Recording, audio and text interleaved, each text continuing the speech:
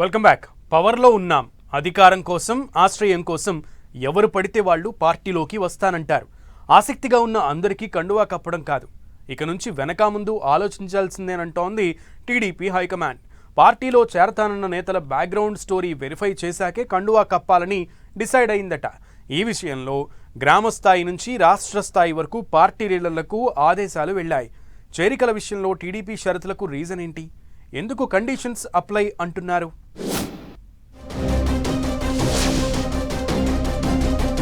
షరతులు వర్తిస్తాయి. చేరికలపై TDP new rules. ఎవరినైనా చేర్చుకుంటే సమాచారం ఇవ్వాలన్న హైకమాండ్. చంద్రబాబు ఆదేశాలకు తగ్గట్లే చేరికలు ఉండాలని మెసేజ్. జాయినింగ్స్పై టీడీపీ అధిష్టానం ఆలోచన ఏంటి? అనుభవం నుంచి ఏదో ఒకటి నేర్చుకోవాలి. ఈ విషయంలో టీడీపీ అధినేత సీఎం చంద్రబాబు చాలా ఫాస్ట్ ఉంటారు. అది ఓటమైనా గెలుపైనా ఏదైనా సరే ఆ అనుభవం నుంచి తప్పులు రెక్టిఫై చేసుకోవడంలో ముందుంటారు.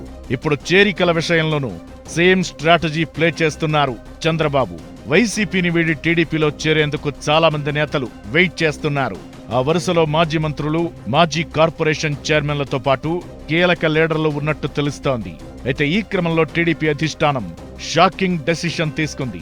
గ్రామ స్థాయి నుంచి రాష్ట్ర స్థాయి నేతల వరకు ఎవరిని, ఏ పార్టీ నుంచి లీడర్లనైనా టీడీపీలో చేర్చుకోవాలనుకుంటే మస్ట్గా పార్టీ హెడ్ ఆఫీస్కు సమాచారం ఇవ్వాలని ఆర్డర్స్ ఇచ్చేసింది. చంద్రబాబు ఆదేశాల అనుగుణంగానే చేరికలు ఉంటాయని స్పష్టం చేసింది. చేరికల విషయంలో టీడీపీ కండిషన్స్ పెట్టడానికి పెద్ద రీజనే ఉందట. మహానాడులో చంద్రబాబు చేసిన కామెంట్సే అందుకు ఎగ్జాంపుల్ అంటున్నారు. కోవట్టులుగా కొందరు పార్టీలోకి వస్తున్నారు. వాళ్ల విషయంలో జాగ్రత్తగా ఉండాలని క్యాడర్ లీడర్లకు పిలుపునిచ్చారు. వలస పక్షులు వస్తుంటాయి, పోతుంటాయి. తమ టార్గెట్లను ఫినిష్ చేసేందుకు కొందరు టీడీపీలో చేరి డ్రామాలు ఆడుతున్నారంటూ ఫైర్ అయ్యారు. ఆ తరువాత టీడీపీ ఒక విధానపరమైన నిర్ణయం తీసుకుంది. ఇతర పార్టీల నుంచి వచ్చి టీడీపీలో చేరే వారి విషయంలో 1కి 10 సార్లు స్క్రీనింగ్ టెస్ట్ చేస్తామని స్పష్టం చేసింది. అంతేకాదు, జిల్లా కమిటీలన్నీ కూడా కేంద్ర నాయకత్వానికి పార్టీలో చేరే వారి వివరాలివ్వాలని కోరింది. దాంతోపాటు ఇక జాయినింగ్స్ పై టీడీపీ అధినాయకత్వం పెద్దగా సుముఖత వ్యక్తం చేయడం లేదని అంటున్నారు. ఇప్పటికే టీడీపీ హౌస్ఫుల్ గా ఉండటంతో పాటు ఇటీవల మహానాడులో తీసుకున్న 6 శాసనాలలో ప్రధానమైందిగా ఉన్న కార్యకర్తే అధినేత అన్న దానికి కట్టుబడాలని చూస్తోందట. టీడీపీలో వచ్చి చేరాలనుకున్న నాయకులు ఎంతో మంది ఉన్నా వద్దు అని అనుకుంటోందట.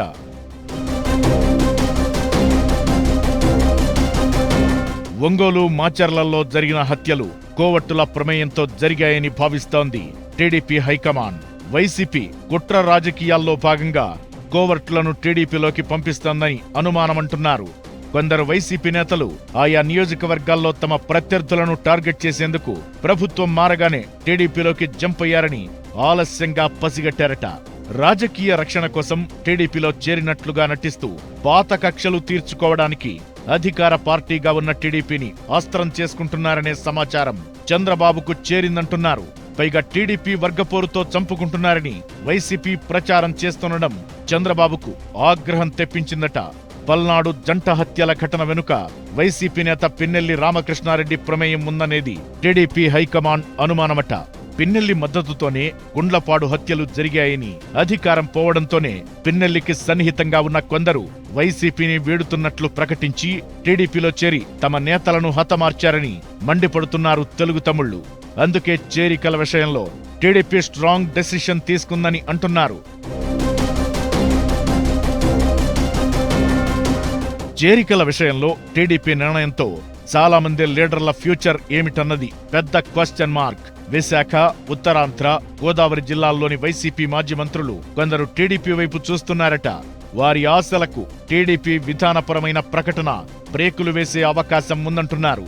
దాంతో ఇంతకాలం వైసీపీలో సైలెంట్ గా ఉన్నవారు బయటకొచ్చి మరీ తాము పార్టీలోనే ఉన్నామని పుకార్లు నమ్మొద్దని చెప్పే పరిస్థితి ఏర్పడిందంటున్నారు. కొంతమంది నేతలు టీడీపీలో చేరేందుకు ముహూర్తాలు కూడా పెట్టుకున్నారని, ఇప్పుడు వాళ్లు డైలమాలో పడిపోయారని అంటున్నారు. వైసీపీలో ఉండలేక ఇటు టీడీపీ డోర్లు క్లోజ్ చేయడంతో జంప్ అవుదామనుకున్న నేతలు పూర్తిగా అయోమయంలో పడ్డారట. టీడీపీ తలుపులు ఎప్పుడు ఎలా ఎవరి కోసం తెరుచుకుంటాయో చూడాలి మరి.